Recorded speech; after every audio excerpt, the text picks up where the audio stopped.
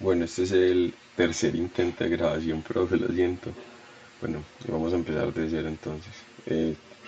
¿Por qué la grabación? Porque me enredé un poquito en algunos puntos, entonces bueno, eso es lo que está pasando. Simplemente decía que teníamos que cargar las librerías, vamos a cargar el documento que vamos a utilizar se llama BirdNest manipulado. Está manipulado porque tuvimos que hacer un ajuste de los datos, dado que uno de los datos no hacía parte del mismo orden, ¿cierto? Este, Vamos a limpiar. Y bueno, entonces el planteamiento del problema es que deseamos establecer si la variabilidad en la longitud del ave se explica por el tipo de nido que construye, es decir, si el nido es un nido abierto o un nido cerrado.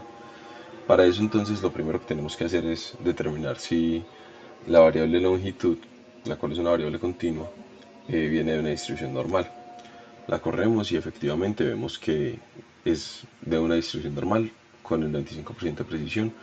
No podemos rechazar que el long provenga de una distribución normal, ¿cierto? Dice que el H0 es long de normal, entonces aceptamos H0. Y aquí entonces lo que vamos a hacer es este, reproducir algunos parámetros de la variable, ¿cierto? Aquí tenemos, por ejemplo, la media de 17,66, la mediana, bueno, esto está en centímetros. Esto es la comparación con el tipo de nido, ¿cierto? 0 para abierto, 1 para cerrado. Aquí vemos que efectivamente la distribución es normalizada, pues en este diagrama de densidad vemos que la mayoría de la población está cercana a la media, ¿cierto? Y aquí tenemos el histograma, ¿cierto? En el histograma pues nos da un gráfico muy parecido también. Entonces, ¿qué hacemos ahora? Vamos a correr la ANOVA como tal, ¿cierto? Con la variabilidad de la tasa de longitud de la especie, se explica o no por el tipo de nido, eso es lo que estamos investigando. Aquí podemos ver que el resultado es 0.003761. Por lo tanto, se puede concluir que se explica de hecho por el tipo de nido donde se incuba, ¿cierto? Entonces, rechazamos H0 y aceptamos H1, ¿cierto? Que el H1 era justamente el que nos decía que sí se explicaba por ese tipo de nido, ¿cierto? Ahora tenemos que hacer una prueba de diferencia de medias. Bueno, realmente no es estrictamente necesaria según el documento para este tipo de casos. Cuando sí se explica no es necesaria, sin embargo la vamos a correr porque estaba en el documento. Pues entonces la corremos generando un factor para close. Y luego comparamos medias 2, que es como yo llamé la variable, de la longitud con el factor que recién creamos, ¿cierto? Esto vemos que nos da el resultado de 003760, o bueno, 606, y se puede concluir que ambas medidas son iguales. Como les indicaba, esto era lo que se esperaba de hecho, ¿cierto? Ahora vamos a tomar los residuos. Vamos a ver si los residuos son dependientes o independientes. Este, para saber si los residuos son dependientes o independientes, nos remitimos a medidas 2, ¿cierto? Entonces tomamos medidas 2 y simplemente lo corremos. ¿Qué tenemos entonces? Tenemos que los residuos presentan la misma eh, disposición que vimos anteriormente en clase, ¿cierto? Eso fue lo que hablamos, de hecho, y se puede concluir entonces que los residuos sí son autocorrelacionados, ¿cierto? No son independientes. Los residuos no son aleatorios, por lo tanto existe autocorrelación. Corremos entonces la prueba de rachas. La prueba de rachas nos dice que el resultado es de 0.001054, donde efectivamente, como lo decíamos, sí existe autocorrelación de los residuos. Y ahora lo que buscamos es la homoelasticidad de los residuales, ¿cierto? Para eso corremos la prueba de Bruch-Pagan. Nos dice entonces que nuestro resultado, el p-value, es de 0.05, de 0.05. Entonces concluimos que los resultados presentan homoelasticidad, ¿cierto? Eh, bueno, ¿qué más podemos tomar? Verificamos entonces la normalidad de los residuos y nos dice que los residuos son normales, de hecho presentan un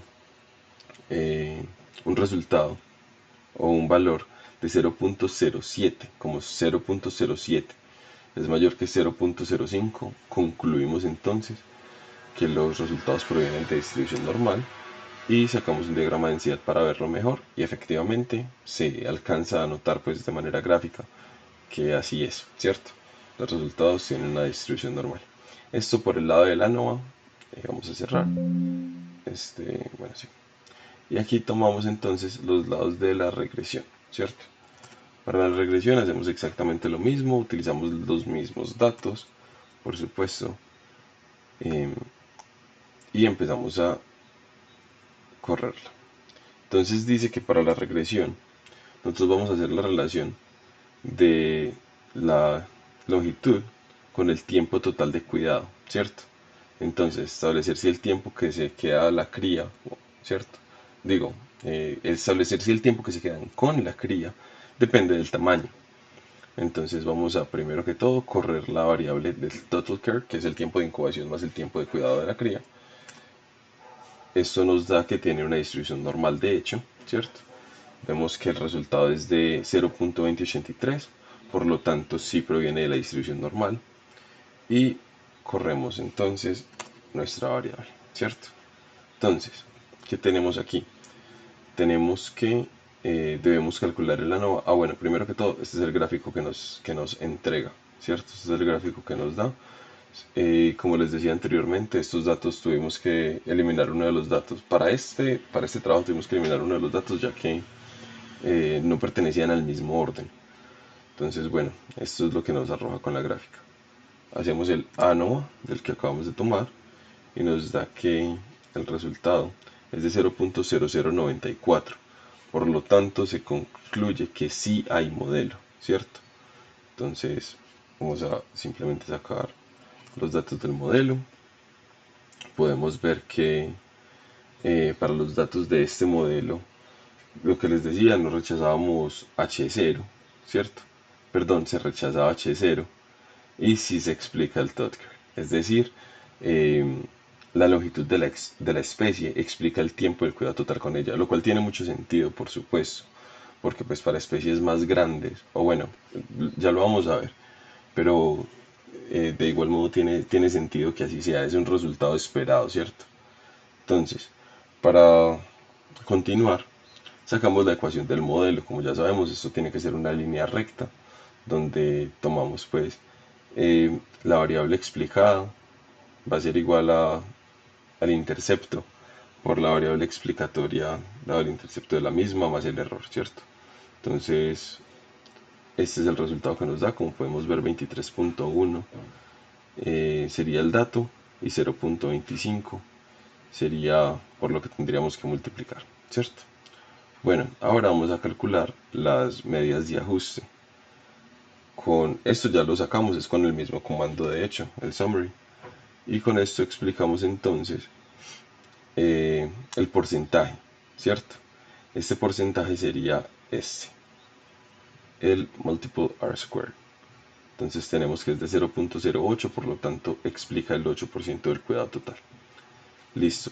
Hacemos la validación de supuestos con la prueba de Ramsey-Reset para la especificación del modelo, donde lo que buscamos es saber si el modelo se encuentra o no correctamente especificado. Encontramos que el número es mayor de 0.05, por lo tanto el modelo se encuentra correctamente especificado, ¿cierto? El resultado es 0.1187. Tomamos y hacemos la prueba de Bruch-Pagan. La prueba de Bruch-Pagan nos indica la homocedasticidad de los residuales.